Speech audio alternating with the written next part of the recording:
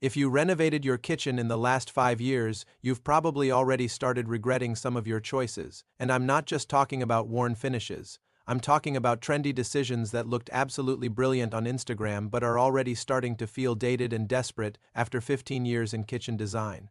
I've watched homeowners throw thousands of dollars at styles that peak for about 18 months before everyone moves on. The worst part? You can't just swap out your cabinets every time Pinterest updates. Today, I'm breaking down 5 kitchen trends that are officially aging fast, and more importantly, I'm showing you exactly what to do instead. If you've got any of these in your kitchen right now, don't panic. Most are fixable without demolishing everything. So stick around, hit that like button, and let's save you from kitchen regret. Number 5. Oversaturated jewel tone cabinets. Let's start with the trend that looked luxurious in the showroom but feels like you're cooking inside a dark closet. Jewel tone cabinets, deep emerald, navy blue, forest green took over Instagram about 4 years ago. Everyone wanted that moody, high-end look. So they painted their entire kitchen in these dark colors, thinking they'd created a luxury space. Here's the problem: that gorgeous emerald green that photographed beautifully under professional studio lighting? It doesn't translate to real kitchens with normal lighting. The color absorbs natural light instead of reflecting it. Your space feels smaller, heavier, and honestly, depressing.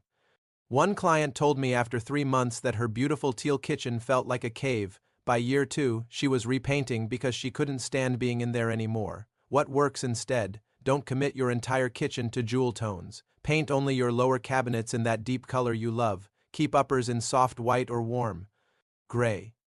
This gives you the luxury feel at eye level where it actually matters, while letting light bounce off the upper cabinets. The space stays bright and airy. Alternatively, use jewel tones on just your island. Painted emerald or navy while keeping all perimeter cabinets neutral. This creates a statement piece without the cave effect. It's also reversible when trends shift. Quick fix: if you're stuck with full jewel tone, upgrade your lighting immediately. Switch to warm LED bulbs in the 2,700,000 range. This softens the color. Add under cabinet task lighting to brighten your workspace. Paint your walls a warm cream or greige instead of white. These changes cost about $900 to $1,700 and completely transform how the color feels. Compare that to a $5,000 to $10,000 cabinet repaint.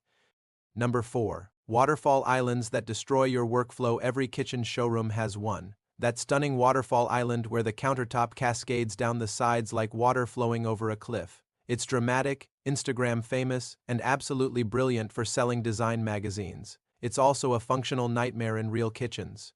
These islands are oversized because people believe bigger automatically means better. 8, 9, 10 feet long with waterfalls on both sides, but here's what actually happens. Your kitchen becomes an obstacle course. The beautiful centerpiece blocks your natural workflow. The sink, stove, and fridge are suddenly spread too far apart. You're taking extra steps constantly, bumping into people, and fighting for counter space that's too far to reach comfortably. Then there's maintenance. Matte black scratches show immediately, dust settles visibly on all that exposed countertop, grease splatters from cooking land on the sides. I've watched homeowners spend $15,000 on these islands and regret them within a year because they destroyed the kitchen's functionality. What works instead? Right size your island, 5 to 6 feet instead of 8 or 9. Keep walkways at least 42 to 48 inches wide around it. When you actually measure this out on your kitchen floor, you'll realize a smaller island functions infinitely better. If you want that waterfall edge for visual drama, keep it on one side only, the seating side. One waterfall reads intentional and sophisticated. 2 waterfalls reads like you're trying too hard. Better yet, skip the waterfall completely and invest in what's inside the island instead. Deep drawers with soft close mechanisms, pull-out storage for pots and pans, built-in trash and recycling, a prep sink. These features make your kitchen actually work better. An island that functions beats a pretty island that creates problems every single time. Already stuck with an oversized waterfall island? If you're willing to invest $2,000 to $4,000, you can have it resurfaced with a simpler edge profile. Otherwise, accept it and focus your budget on other kitchen updates that'll make a bigger impact. Number 3. Handle-free cabinets that frustrate you daily. This trend promised minimalist perfection. No hardware interrupting your cabinet faces. Just smooth, seamless surfaces that look incredibly clean and modern. Push-to-open mechanisms, recessed channels, touch latches, everything designed so your kitchen looks like a luxury showroom. It looks incredible in photos. That's the only place it works well. In real life, these mechanisms fail constantly. Push to open requires exact pressure in the exact right spot, or you're jabbing your cabinets 3 times to open them. Touch latches wear out after 2 to 3 years. On dark finishes, fingerprints build up visibly. Where everyone pushes. You're constantly wiping surfaces to maintain that pristine look. Then there's the practical reality. When your hands are full of groceries, wet from washing produce, or covered in flour, grabbing a recess channel is awkward and annoying. You need something substantial to grip, period. A friend of mine went full handle-free too. Years ago. She paid extra for premium touch latches. Within 6 months, several were failing. By year 2, she's wiping fingerprints off her push zones multiple times daily and openly regrets the choice. She told me she'd pay extra to add handles back. What works instead? Go handle-free strategically, not everywhere. Use it on a pantry door. Or trash pull out where you're reaching in occasionally. Skip it on everyday cabinets you open multiple times daily. For everyday cabinets, choose slim, integrated hardware. Modern pull designs are incredibly subtle, thin linear pulls in matte black or brushed nickel that barely register visually from a distance. These cost about $5 to $15 per handle versus $30 to $50 for premium touch latches. They work flawlessly. Already have full handle-free cabinets driving you crazy? Adding discrete hardware to your most used cabinets costs about $300 to $700 total and transforms the experience. Suddenly your kitchen functions infinitely better. You spend way more time actually using your cabinets than looking at them. Functional comfort beats aesthetic purity. Number 2. Dark matte black. Everything dark matte black exploded on design Instagram because it looks luxurious and editorial. Black cabinets, black faucets, black countertops, black hardware, full commitment to the dark aesthetic. It photographs like a dream, then you live with it. Black shows absolutely everything. Fingerprints, water spots, dust, mineral deposits from tap water, every microscopic smudge stands out like it's highlighted in neon. You end up cleaning constantly just to maintain that polished look. A matte black faucet needs wiping multiple times daily to avoid streaks. Black countertops show water spots minutes after you wipe them. Black hardware collects fingerprints from every person who touches it.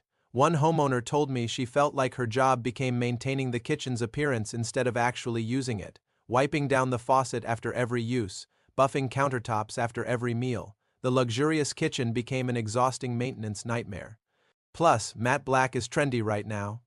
Trends shift. In 2 years, when black matte falls out of fashion, you're stuck with expensive surfaces that are difficult to change. Repainting a wall costs $500 to $1,000. Replacing a matte black faucet or countertop costs $1,500 to $5,000. What works instead? Use black as an accent, not your foundation.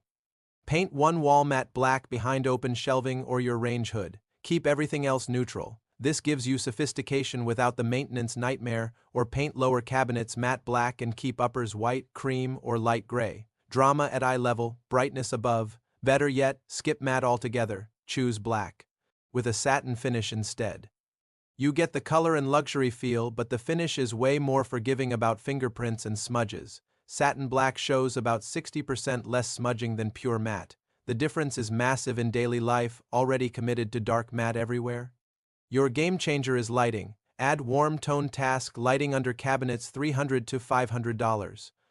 Installed dimmable overhead lights so you control the mood. Pair black cabinets with light countertops and backsplash to create visual relief. These changes cost relatively little but transform how the space feels. Number 1. Fully open floor plans with zero separation. This was supposed to be the future. Tear down walls, create one massive connected space, no visual barriers, just one flowing open concept kitchen that lets you cook while talking to family and photographs beautifully for real estate listings. Homeowners went all in. Builders started treating closed kitchens as outdated. Everyone pursued the open concept dream. Then they actually lived with it for a full year. First problem, every bit of mess is on constant display, dishes piling up. Your guests see it from the couch, appliances left out. Visible ingredients scattered during meal prep. You're displaying your chaos to everyone. This creates constant psychological stress. You're managing how your kitchen looks instead of just using it. Second, noise is brutal. Someone blending smoothies while another person takes a phone call. Conflict, the dishwasher running while someone's watching a show.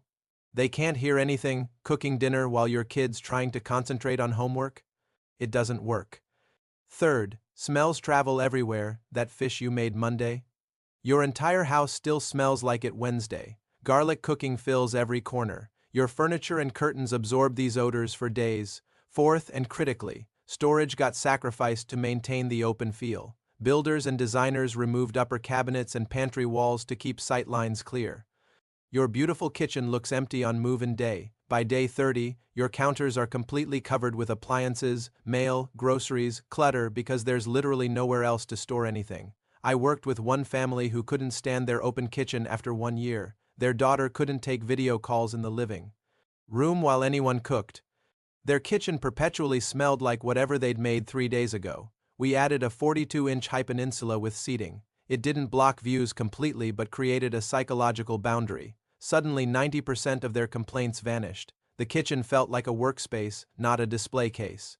What works instead? Add a partial wall or peninsula that creates a boundary without completely blocking sightlines. This isn't a full wall, it's a 3 to 4 foot divider that costs around $2,000 to $4,000 but transforms functionality. Alternatively, build a wider island for 2 to 5 feet that creates natural separation while allowing visual connection over the top.